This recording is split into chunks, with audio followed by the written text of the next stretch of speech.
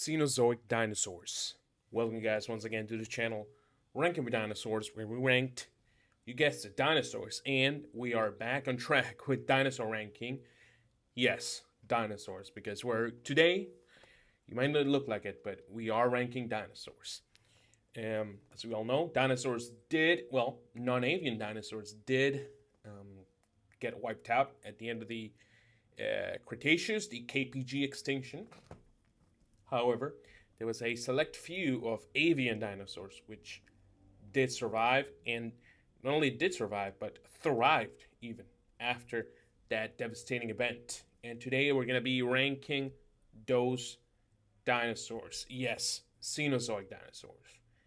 You probably weren't expecting it, but we're going to be starting with Kelenken. So we're going to be starting with Kelenken, a genus of Fortis racket.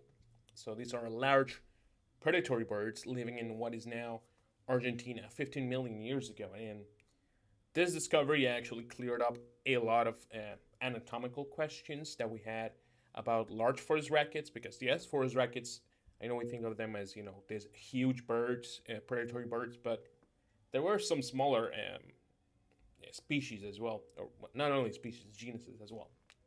These guys were flightless birds, again, and they had extremely long limbs.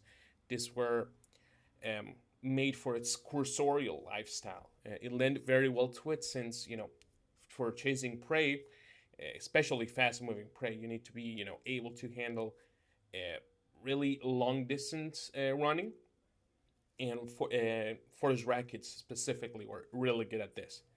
I know later in, the geological periods when there was the interchange between North America and South America, specifically felids, like saber-toothed cats, had a different way of dispatching prey. So they didn't exactly compete it, but they met at butted heads as well. They had really tiny wings and narrow pelvises. But one of the craziest things about Fortis rackets is definitely those skulls. Immense. And speaking on immense skulls, Kelenken has actually the biggest one discovered at, I can't remember exactly the measure, but they they do compare it a lot to like the size of a horse, like a horse's head. Just imagine that, but a bird head. That is pretty scary, honestly. What did they use that big head for? Well, hunt, because those tiny wings are not going to do a lot. They could have I guess kicked someone, kicks anything that would threaten them, but they did use that huge beak to either swallow prey whole, like smaller prey, or for the larger game, they would actually repeatedly hit them with their beaks, which would have been absolutely painful and terrible. Yes. So Kelenken, I think this is the most popular as well, a Cenozoic dinosaur. So I mean, I have to put it between. I don't want to go S tier first. Maybe I'll bump it up to S tier, but we'll go respected A. Dinornis, known as the giant moa. Now, these guys were endemic to New Zealand, and there are two valid species. Dinornis. Oh, it actually has the name Dino in it. So it is officially a dinosaur. I'm sorry, but this may have been the tallest bird that ever lived, standing at 12 feet tall. That is 3.6 meters.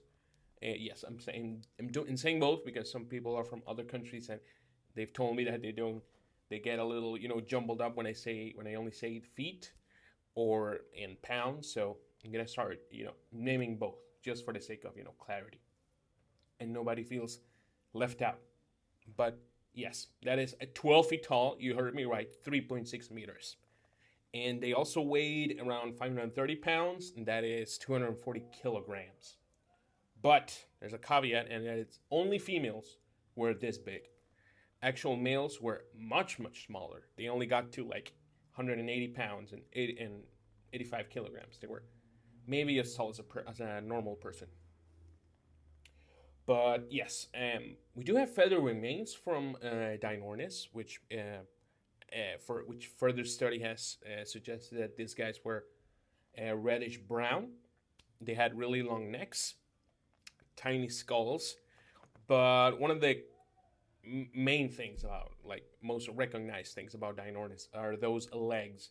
Yes, they were long, but more than long, they were incredibly strong. They were like very thick, and they were used for, yes, basically just delivering extremely powerful kicks to, any potential predators that might have wanted even dare to disturb. Like, I don't know what kind of predator would like even cross their minds to try to hunt a Dinornis, but it'll swiftly get the reminder that, yeah, you don't mess with this guy. Because yes, unlike Kelenken, Dinornis was a herbivorous animal. It was probably just foraging, and with their long necks, probably got to much higher vegetation than other animals in its vicinity. And I don't totally rule out that they didn't have their occasional small protein bite. Dinornis, it's awesome. I mean, do I put it at the same level as Kelenken? I might. I am going to put it at A tier. Argentavis, or Argentavis. It is an extinct genus of pteratornithid from central and northwest Argentina. This was in the late Miocene when this guy was around, and it is amongst the largest flying birds that have ever existed. Their actual wingspan, has gone through a lot of different revisions, but the consensus right now it is that from tip to tip of each wing, it measured 20 feet. Now, I just want you to look how much it pairs a 20 feet is. 20 feet, again, in meters would be 6.08 meters.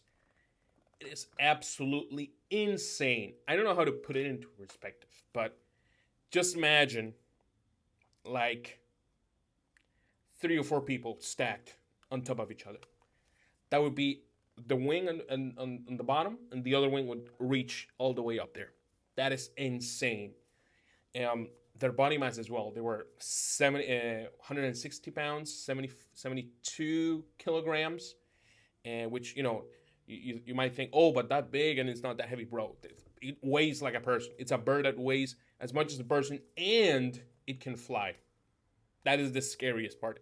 It's not like a Fortis racket or, Dinornis, which we talked about, which were flightless birds. No, this guy actually took to the skies and actually flew. That is absolutely, we cannot fathom like how scary that is. This made it the heaviest flying bird, a flying animal, as we all know. Pterosaurs were a thing. Arctarchids, most precisely. But it is the heaviest flying bird by a large margin. Like, the second one is, I don't want to spoil it, but it is, their wingspan is much larger, but the actual weight, yeah, ain't getting close to this. This is beyond levels of, bizarreness. Again, the weight did come with a caveat, and is that it was not built for mid-air predation, so it was not, just flying through the air like a, like a hawk, but most likely just scavenge, and stole kills from, animals in the area, like Metatherian animals or smaller Fortis rackets. I mean, if that thing just came at you and just opened its wings, I'm also, I'm just, living it alone. I'm not even trying to mess with it. So Argentavis, S tier. I don't know if it's controversial. It's S tier. Dromornis.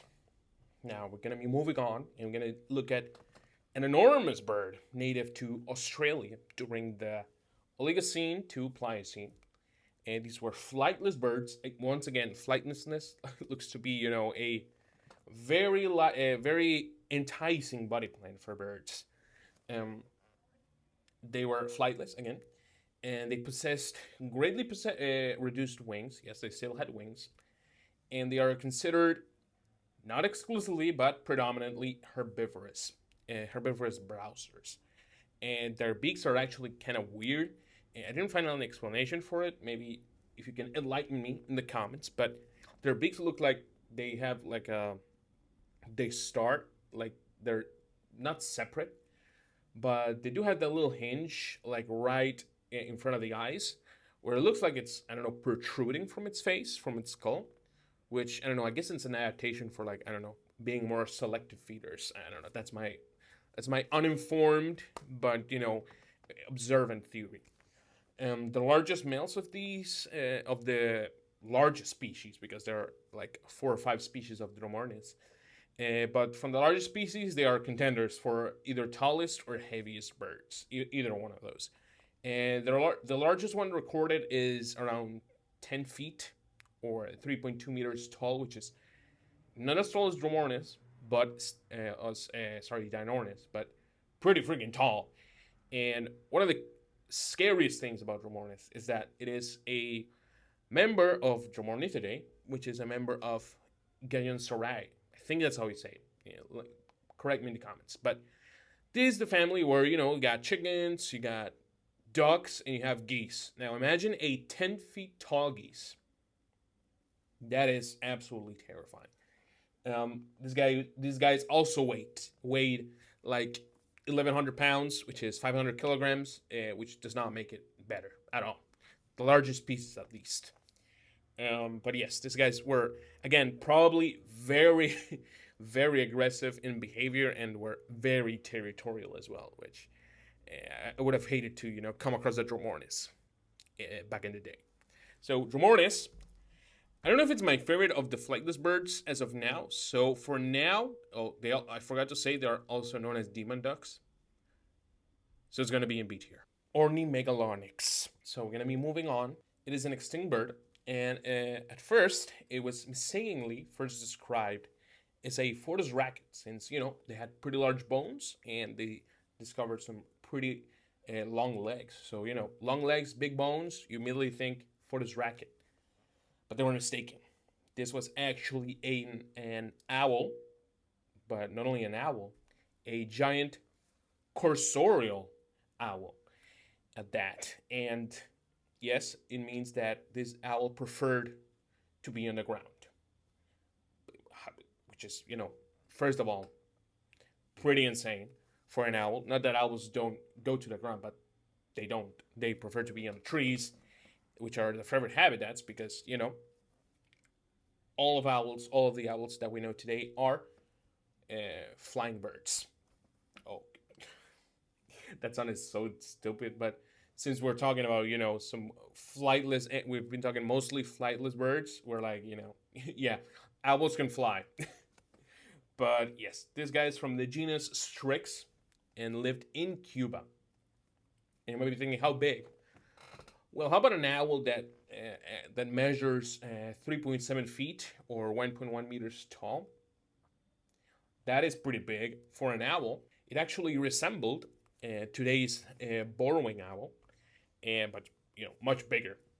And they had, you know, very long legs, which made it very strong runners. Like, they were going after prey. They were also capable of short bursts of flight, but, you know, mostly while they were, I don't know if they were encountering some sort of predator or they wanted to, you know, flee from something or someone.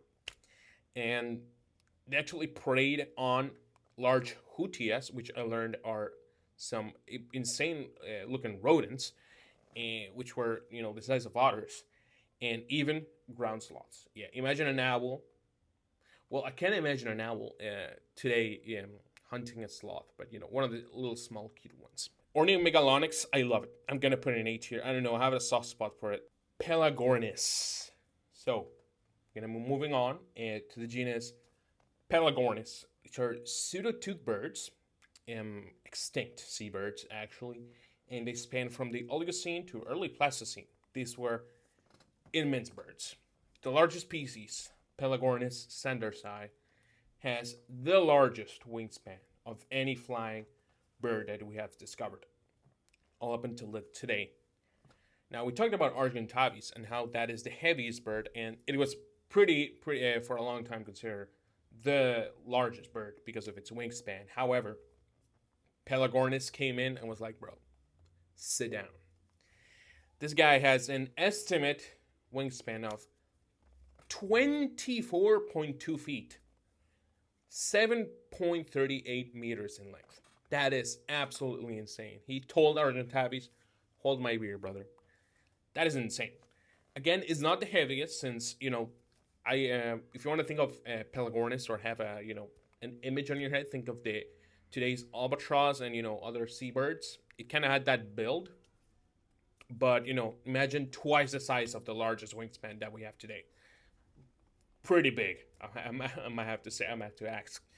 Uh, but yes, one of the other things I would say are is very characteristic of Pelagornis comes from its beak, which they get the name pseudotooth birds because their beaks look like they have teeth, but no, they don't actually have. They appear to have, since their beaks along their bill's margin, they have these tooth-like or knob-like extensions or structures, which basically means that their beaks look like teeth.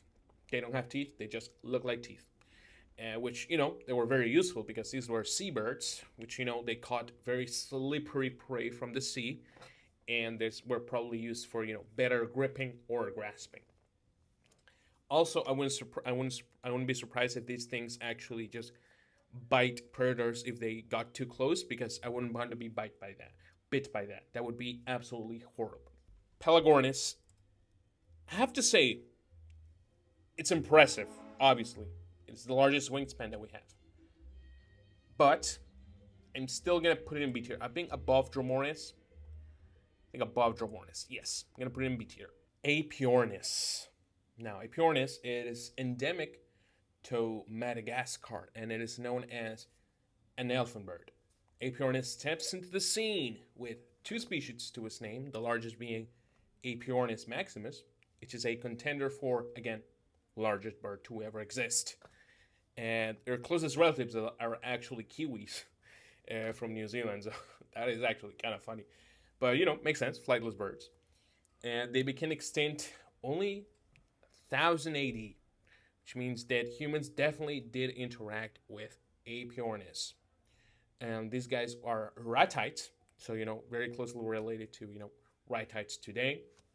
They could not fly, and they had long but bulky legs. Again, kind of like a DINORNIS situation, but not as not as tall, since they could reach they were pretty tall, 10 feet in length, 3 meters. But the actual crazy thing is how much they weigh, because they were heavy weights, 2,200 pounds, 1,000 kilograms, insane. Elephant birds are insanely big, not only in size, which it's still pretty insane, but in weight, they would definitely kill humans for fun. But they had those straight, triangular, conical beaks. Their skulls that were used for browsing in forests. They were herbivorous animals, and probably both species lived in not different environments, but slightly differed in the environment. With I think the largest species preferring the widest areas, and the smaller one the forests. At least that's what I think that's what I remember. If it's the other way around, sorry. Correct me in the comments. But they had these long, very strong necks as well, and as ratites, they had those vestigial wings. But yeah, AEPYORNIS, awesome animal. I think I love it as much as DINORNIS. So, and they call it elephant birds. That's just awesome. I'm gonna put it in A tier. The dodo bird, coming at the end of the tier list with probably one of the most famous Cenozoic dinosaurs of all time, but for the wrong reasons. This is an extinct flightless bird, and it was endemic to the island of Mauritius. And this was a 2.4 feet, 75 centimeter tall animal that weighed a max of 40 pounds, 17.5 kilograms. So, it wasn't winning any size awards. Their actual appearance, while it is not 100% known, it is heavily inspired by those drawings, paintings, and written accounts from people from the 17th century. And although we do have a good idea of what it looks like today, and by those accounts, their actual habits or way of life or how they survived is actually kind of unknown, honestly, nowadays.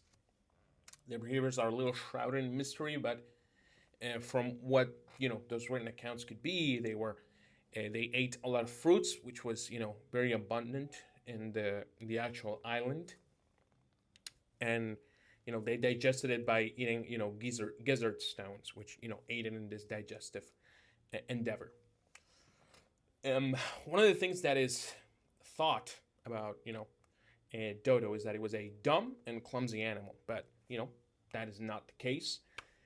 Dodo was actually a flightless bird in its environment because the actual the abundance of supplies or food sources in the island was so much. There was so much of it that Dodo was like, why am I gonna fly? I'll just stay here on this island. It makes no sense to go flying out of here. There's enough food to support a whole population of dodos. But yes, so that is the dodo. This guy went extinct 1662. That was the last recorded sighting of a dodo. And there is some debate on whether humans were the cause of it. It was the animals that were introduced, or they were already going extinct. So guys, it was humans, basically. Human innovation, again, messing up with the natural order. Yes, humans, there is no account of humans just going and hunting dodos, but they did bring a lot of invasive species to the actual island, which did hurt the dodo in such a way that yes, they were totally outcompeted. Their nests didn't survive the actual invasive species that were introduced, so they were never going to stand a chance once humans discovered it. So that is really sad. But again, this is not a tier list of sadness or how much I feel about dodo. But dodo, I think I'm gonna give it an honorary B tier. It's not my favorite bird by any chance, but I cannot put it in C tier. There's no way I'm gonna put it in C tier.